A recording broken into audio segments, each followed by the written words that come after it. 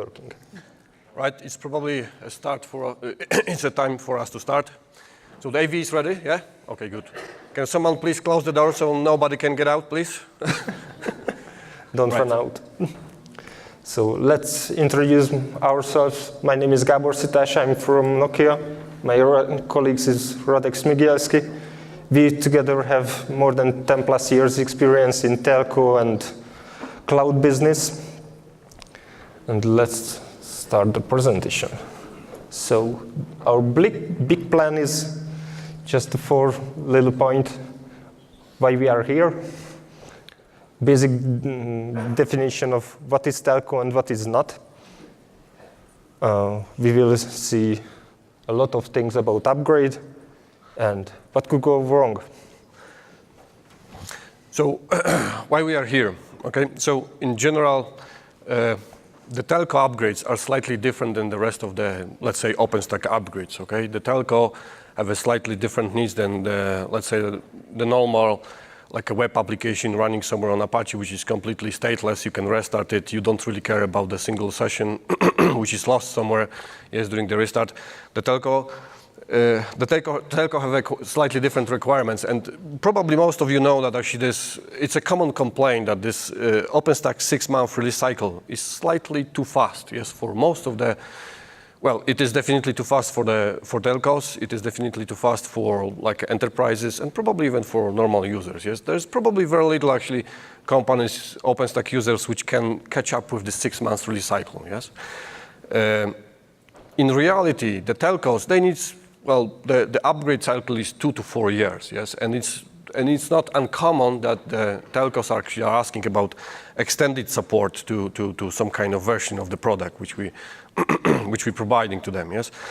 And the OOO N+3 fast forward upgrade is one of the way how we try to how the community OpenStack in general is trying to address this problem. Okay, so. This is why we are here. We want to actually share the experiences. We want to share the lessons which we learned during the work on the upgrade which we spent. And probably I should actually a little bit apologize from the very beginning, because at the time when we were submitting this, the subject of this talk, it was probably, I don't know, January or February this year, yes? And,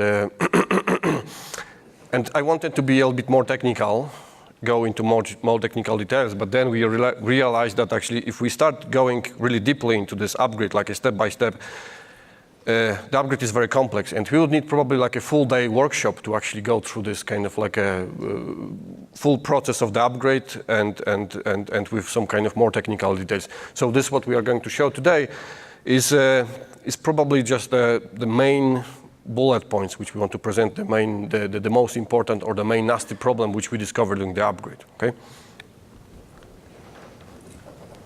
So, starting with the telco. What is telco? Most probably everybody knows that VNFs are running with live traffic on top of our OpenStack releases. We are eager to prevent or minimize the traffic outage. The customers looking for extended support, which is one of the OOO fast forward upgrade can address. The telco requires also the security upgrades, which is let us upgrade the operation system frequently, which is let us that you need to upgrade the kernel. The kernel is always a problematic point. It led us a few little problems like third-party NICs drivers should be upgraded as well. You need to reboot the cluster, the entire cluster at once or in a sequence. Also, we will covering a little bit upgrade from Ceph Jewel to Luminous and all its problems. And you need to fit in a maintenance window. And you have the question, what is live traffic? What is carrier grade? What is maintenance window? And what can be traffic offload? So let's just start one by one. Live traffic is not like you have an enterprise cloud and you just open a URL and browsing something.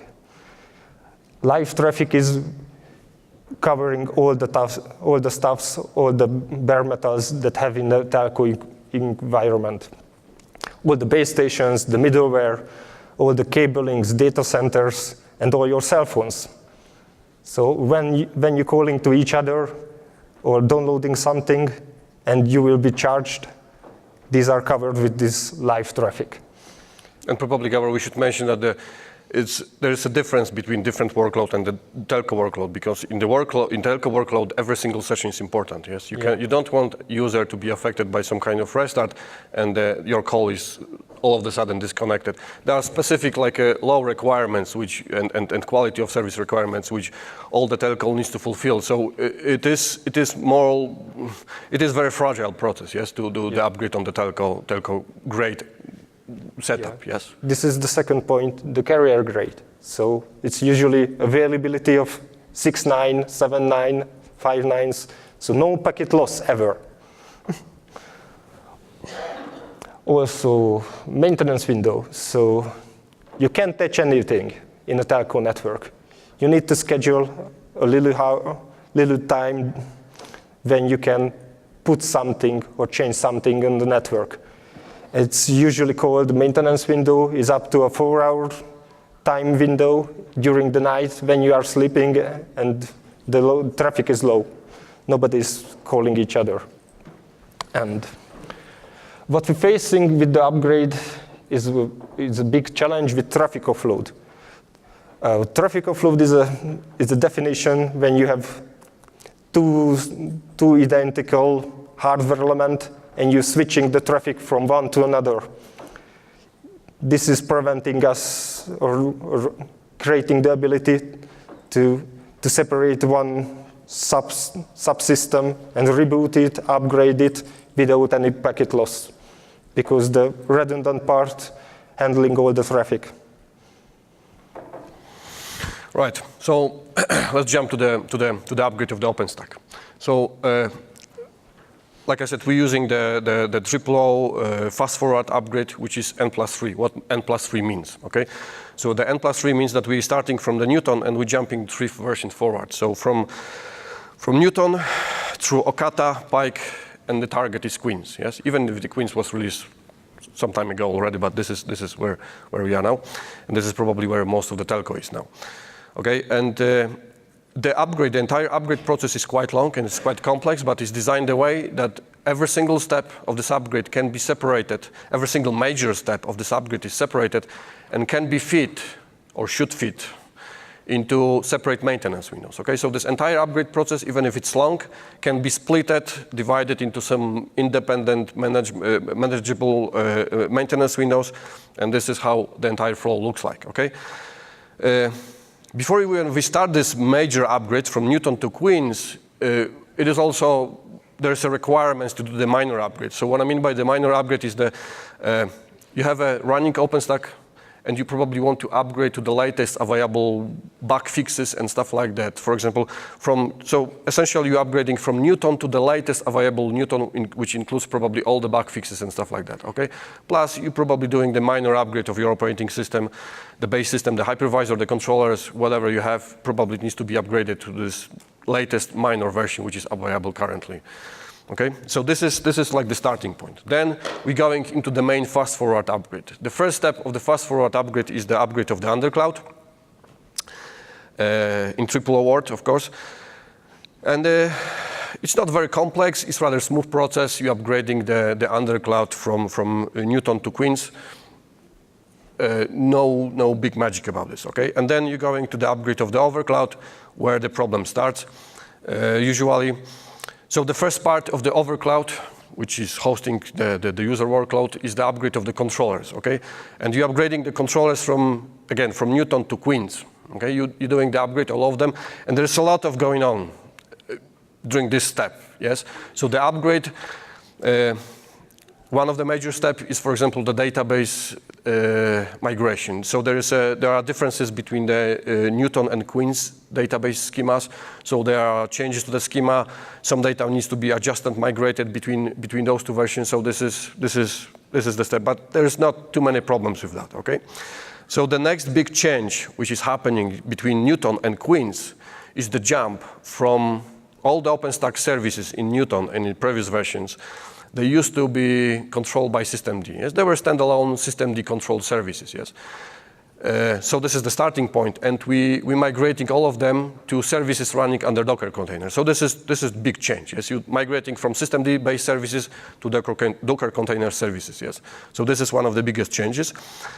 And it also has the consequences, because like if you have a pacemaker on your cluster, which is this HA solution, yes, probably most of you know, pacemaker used to actually control all the systemd-based services, yes. All the resources in the pacemaker, like Cinder and some others, HA proxy and things like that, they used to be the systemd services. Right now they are running all of them, including HA proxy, and Galera and things like that. They are migrated to the Docker containers. So essentially, pacemaker needs to be completely reconfigured, except the floating IP, the virtual IP addresses, everything else is wiped out, and it's recreated from scratch using the Docker containers, yes?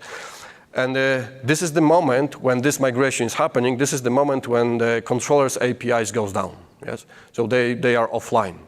It's not the long time, but at this point, the user doesn't have access to the OpenStack APIs. The time is 20 minutes, maybe less than 20 minutes, yes, to do these conversions. But this is the moment, right? So after the controllers upgrade, you have a working services, but there's one caveat in here, because you did the N+3 upgrade, and all the OpenStack services, they used to support N-1 backward compatibility. So what it means that, for example, if you have an OpenStack service like Nova or Neutron, which is using the AMQP bus, and you have services running on controllers and you have agents running on the computes, they have to talk to each other, right? And they talk over AMQP protocol. So this AMQP protocol, it is supported N-2, and we're doing the upgrade N+3. So this is the problem. So after the controllers upgrade, the thing is that actually the communication between the controllers and the computes is not working, because the computes talk to the controllers, but the controllers can't understand the version of the protocol because it's too new. Yes, and the controllers refuse to talk to the computes. So after the controllers upgrade, the upgrade of the controllers is, well, it should be done as soon as possible, right? The computes upgrade is fairly simple. I mean, it's, well, fairly simple. It's not that complex like the upgrade of the controllers, let's say. There's a few agents usually running, like the Nova, Neutron, Celometer. So those few services, again, they need to be migrated from the systemd-based services and put into containers. And after you upgrade the computes, you basically, you should have a fully functional cluster. Yes, your OpenStack should respond to the API calls. You should be able to create, stop, start VMs and things like that. Yes, those things should be back to normal. Probably there is one exception, which is probably you shouldn't do the scale in, scale out, yes? So when your compute fail or something like that, you cannot replace it during that, after you did the upgrade, okay? Not yet. Did I forget about something, Gabor? No. Probably no. Probably no. Back to you. Back to you. Okay. With security upgrades, you need to upgrade the operation system as well. As I mentioned, there is a problem with the kernel. So with everything else, like you installing new packages, upgrading them, it's causing no service outage ever. You can restart services, you can do whatever with the base operation systems. The VNFs are up and running. All the key MO is not affected, except the kernel. You can upgrade it as well, but it takes no effect until you reboot the node, which will be required after. That's the right place as well to install and adjust all the third-party NICs driver for the newest kernel as well. So just one more addition to what actually Gabor said, that actually the reboots are very problematic in telco worlds. Yes, it's not like web application which you can restart, it's stateful and things like that, and everything. Nobody even noticed that maybe one session or a few sessions will be disconnected. Yes, we care about every session. And then the entire upgrade process, one of the requirements was to minimize number of reboots. Yes, so we minimize number of reboot to 1. Yes, the entire upgrade. Well, so we reboot the controllers, the computes, the storage servers, but all of those servers are rebooted once during the entire upgrade process. And that's only because we have a new kernel, yes? That's the main reason. And so this kernel upgrade, it has nasty consequences, right? So what we see in the fields that we have a different type of computes. We have OVS compute, SR-IOV computes, DPDK computes, some kind of mixture of those computes. But by far, the most popular are the SR-IOV computes, the Telco loves SR-IOV computes, yes? And the thing is that if you want to give your customer some kind of bleeding edge features or some kind of better performance and things like that, you have to really go with the SR-IOV driver, which comes from the vendor, yes? The truth is that the Linux distribution which you are using probably is shipping with some kind of older SR-IOV driver for whatever NIC card vendor you have. It is either is it Mellanox, NIC, or Intel NIC, or whatever else. Yes, the Linux distribution out of the box comes with some kind of older kernel. So we need to upgrade, and this is also our requirements. Okay, now this is a tricky part. And we actually had a lot of problem with doing this upgrade during the previous upgrades, but we learned the lesson now, which we want to share. So the lesson which we learned is that actually never ever reduce the number of the virtual function to 0. Okay, you can actually reduce the number. Some of the official documentation step of the SR-IOV NIC cards vendors, they recommend to reduce the number of the virtual functions to 0, do the upgrade, and then bump the number of the virtual functions to some number which you had before. Never ever do this. Never ever uninstall the SR-IOV driver when you have some kind of, when you have a running Nova agent on it. The problem is that at the moment, when you reduce the number of the virtual functions or uninstall the Mellanox, the SR-IOV driver, the virtual functions from your compute will be disappeared. Yes, the kernel will remove it.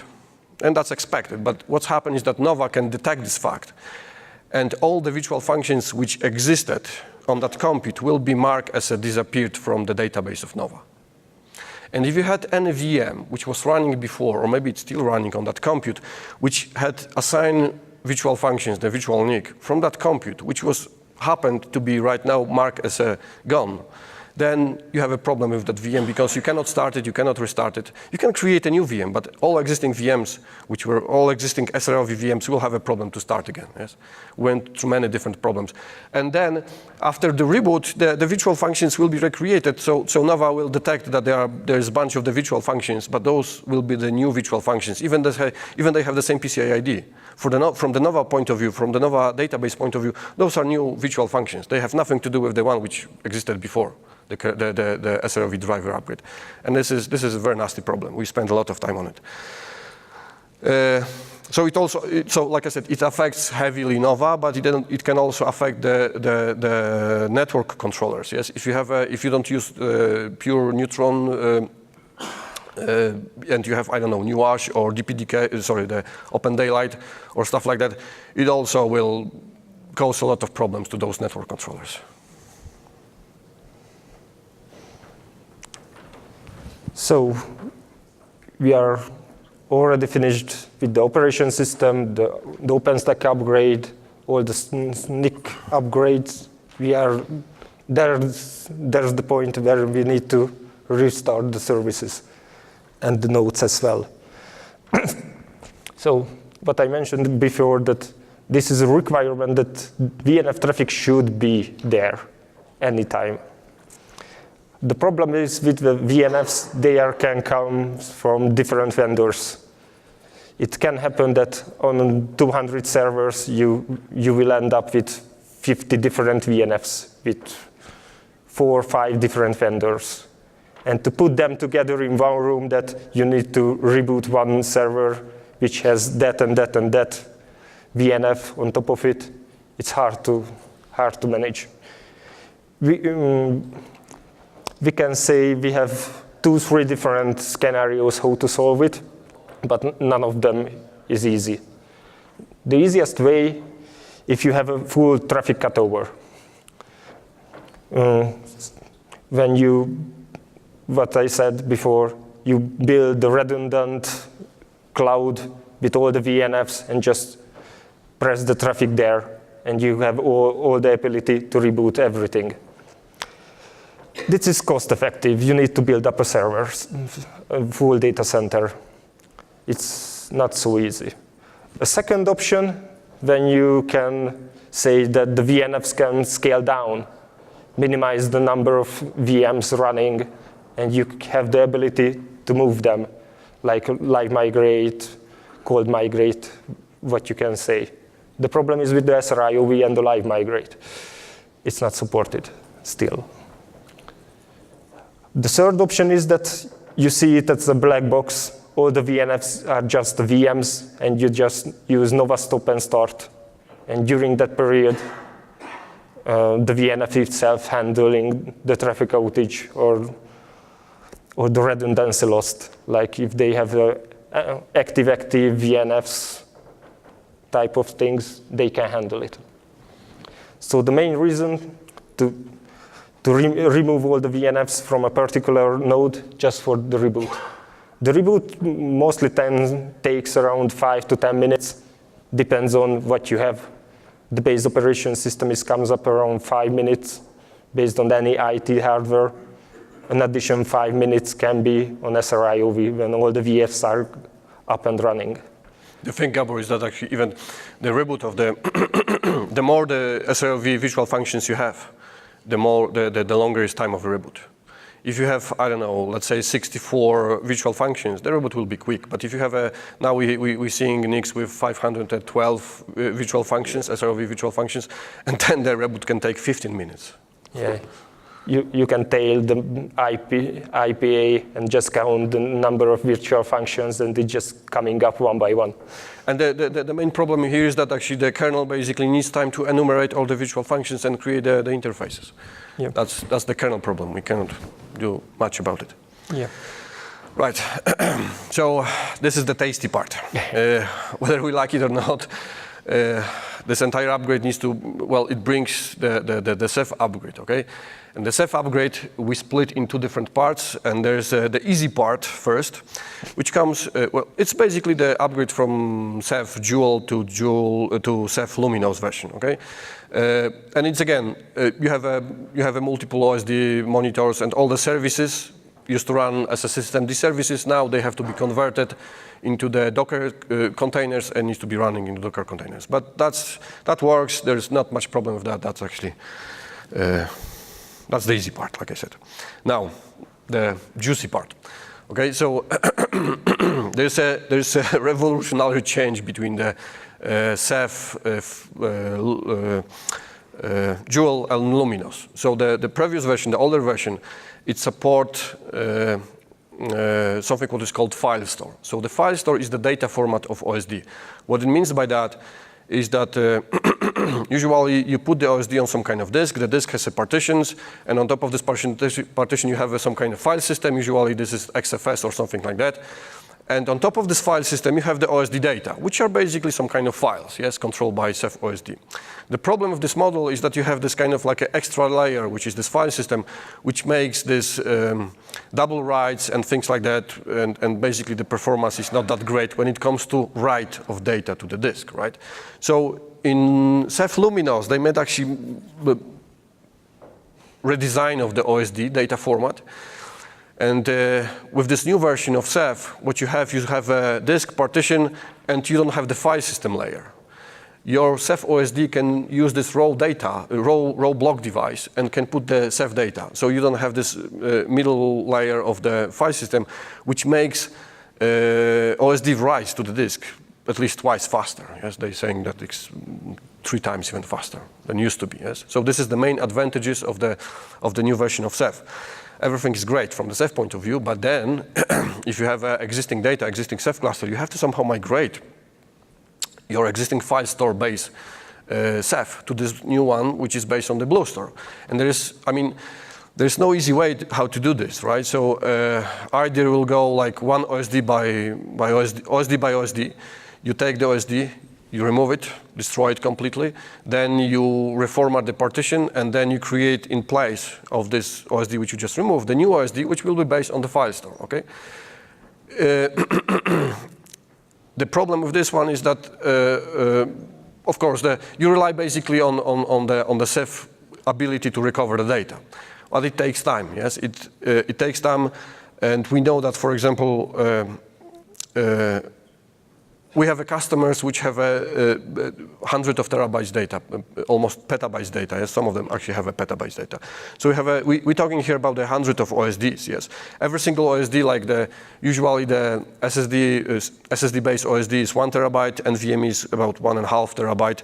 But the slowest spinning drive, which are still by far the most popular OSD which we see, the capacity of the drive is from 1 terabyte, and on average we see between 6 to 9 terabytes of capacity for that slowest drive. Then you have to remove the data, and you have to replicate this database. That takes a lot of time, and the interesting thing is that actually if you have an empty cluster, that data migration, it doesn't really take much time, but the problem starts when you have I don't know, half full Ceph cluster, yes? Then you have a lot of data. And if you have more than half data, well, your cluster filled with data, I don't know, 60, 70, maybe even 80%, then this data migration is becoming very tricky. First of all, it's becoming very long. And second of all, you can easily run into a problem that one of the OSD will become full, and you don't want to go in the state. Then the Ceph cluster goes into error state, and then all of the problem starts really. So you have to be careful, especially because if you have some kind of Ceph pools on the SSD or NVMe, which are usually the most expensive, and the customer usually wants to actually utilize those Ceph pools to maximum because they pay the money for this. I can understand that. But then usually those pools based on the OSD, on the NVMe are usually have this high utilization, okay? And this is where the problem starts, yes? So this Ceph data migration is tricky, yes? And there's on the Ceph side, you can find documentation where they recommend, for example, they recommend actually 2 ways. Either you will remove this OSD by OSD and replace it, or remove the entire storage servers, yes? Which is hosting a lot of like a multiple OSD, 20, 40, 60 OSDs, yes, on one single box. But if you remove this 20, 40 OSDs, your Ceph cluster will recover for hours. And then, I mean, you cannot have running VMs in the same time. It will be disaster for them. So this is not the option, right? And there is also probably some kind of dirty alternative, just staying with the file store. But the new version of Ceph giving a lot of advantages, yes. So, and the way how we are doing it, that this data migration, Ceph data migration, is postponed to the very end of this entire upgrade process. Okay, so we upgrade the controllers, the entire infrastructures, computes, SR-IOV drivers, everything, and then the Ceph data migration can happen in the time which is convenient for the end user. They can do this either in this kind of like a drastic way, where they can, I don't know, stop the VMs, VNFs running on top of it, and they can remove or entire storage box, or maybe OSD by OSD, do this quickly, or they can do this in the slow way, the gentle way, where they should be able to run the VNFs on top of it, on top of computes, but they can remove slowly one OSD by one OSD and replace it with some kind of like a tweaking a little bit of Ceph to just minimize the impact of the running on running VMs, yes, in the same time. But then we're talking about a long time. We're not talking about hours, days. We're talking about weeks and months to actually do this data conversion for Ceph. Yeah. So we technically finished. What we can say, what our present, multiple customers are looking for our solution. We are evaluating them one by one. Every customers are different. The average scale that they had is around 1,500 plus servers, so it's a big scale. It's not a 1 week job. Yeah, 1,500 is probably the smallest one which we saw so far, yes? Yeah, we have around 20,000 servers in production. So we are talking about months. Yeah, we have the big alternatives with the scratch installation, but as we see, it's not taking big less on the timing. It's not much big. There's no saving on time really. Yeah, you need to re-onboard all the VNFs, reschedule everything, wire everything. And every customer has a different needs, yeah? So we basically try to evaluate the every single use case. We try to evaluate the risk, time. We need to check. It really depends on the size of the clusters, on the number of the virtual functions, the VMs running on top of the compute. And of course, we have to evaluate Ceph probably, yeah? The amount of data in the Ceph cluster, amount of OSD, amount of servers. Sometimes the customer have just a 3 storage servers, yes. Yeah. So if you see the upgrade itself, it takes a few maintenance windows. The reboot, it's based on the schedule. We can say it's n number of maintenance windows, but Ceph takes weeks, months. So it's a major time. Right. Any questions? Please use the mic. Right. Okay, yeah? So what are you using for deploying your microservices in containers? So the question was, what are we using to deploy the OpenStack services, yes, into containers, yes? So this is something what TripleO does it for us, yes? So all the services are containerized by TripleO. So TripleO has some kind of utility which is called Punch, something like that. I don't know if I pronounce this properly, but that's the way how based on existing config files and data, metadata, Punch generates some kind of configuration files for the containers, and this is what we do. Yes, please. So with fast forward upgrade going n+3 and backwards compatibility of services only n-1, it seems like that's... It's n-2, yes. Oh, n-2. It seems like that's a recipe for a lot of trouble and late nights. You know what? So why only do the n+3 upgrades? So it's probably some kind of design decision of the RDO project, the TripleO project, yes, that they support I don't know really the reason why. Oh, I'm sorry. The question wasn't about the OpenStack implementation, but why why do customers only do upgrades every 2 to 4 years where they have to do an n+3 upgrade? It's a specific to, let's be honest. Most of the telco applications are not ready for this kind of like a cloud environment to run on. Yes, they need time. They basically, this is the slow motion. That's the reality we're seeing. Yeah, the recipe that they are using that set up the data center, wire everything from antennas to antennas, and just use your phone and make some charging data. There is no quick deployment with the CI/CD systems on telco applications yet. Yeah, we probably, hopefully someday we'll get there, but so far there's no such thing. So is there a way of running post-upgrade checks to make sure that the upgrade went well? Oh, yes. So we didn't mention that, but before the upgrade and after the upgrade, yes, we do a lot of checks, yes, to make sure that, for example, we don't even start the upgrading the system which is already broken, yes. We don't want to do this, yes. So we do have a lot of checks. We want to make sure that the upgrade is fully healthy and fully operational before we even start. And there's a lot of, probably the same amount of checks after the upgrade to just make sure that the environment is fully functional after the upgrade. Yes, yes. Oh, just a thing. It sounds like when you're upgrading your compute host that you're doing everything in place, so upgrading the operating system and drivers on the compute host? Yes.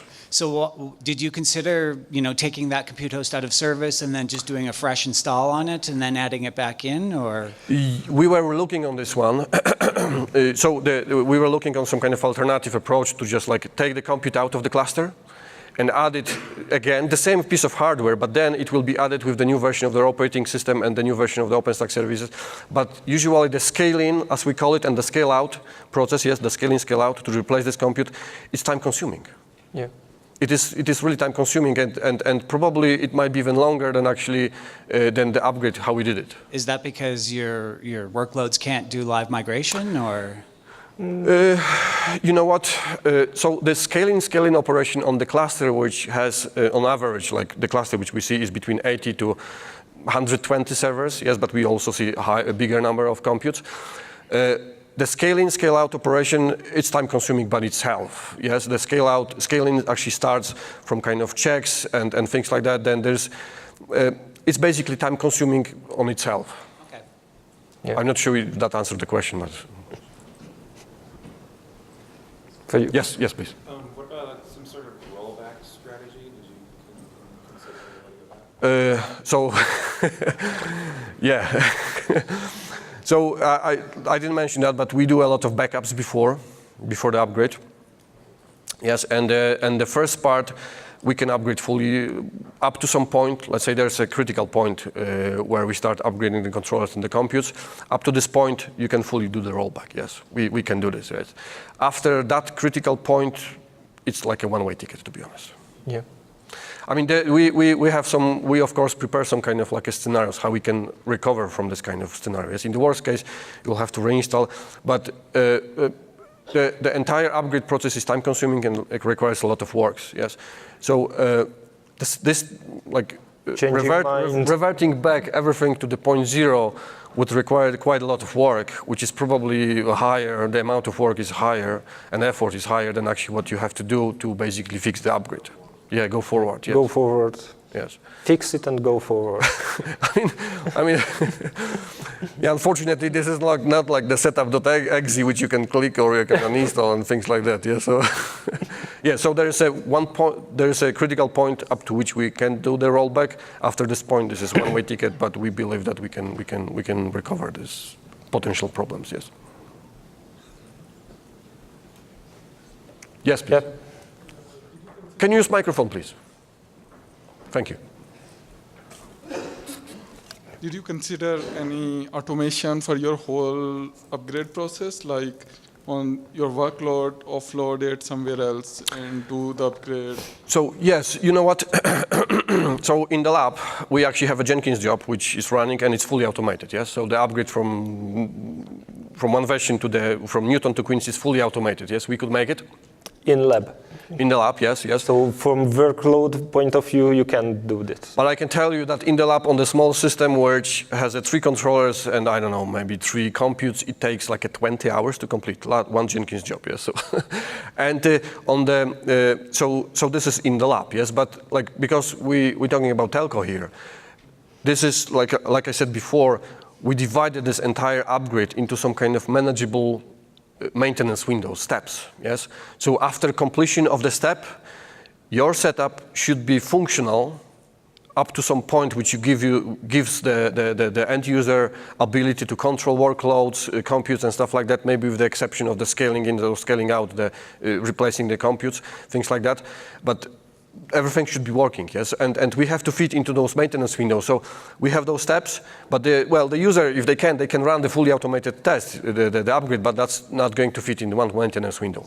Yeah, so my question was specifically for the telecom use case where we have a maintenance window. Yes. And we want to offload the traffic, bring it back within the same maintenance window. So I want, without manual intervention, the whole process should be completed. So how much we are ready for that in the production, in actual production where we are serving voice traffic and all that critical traffic?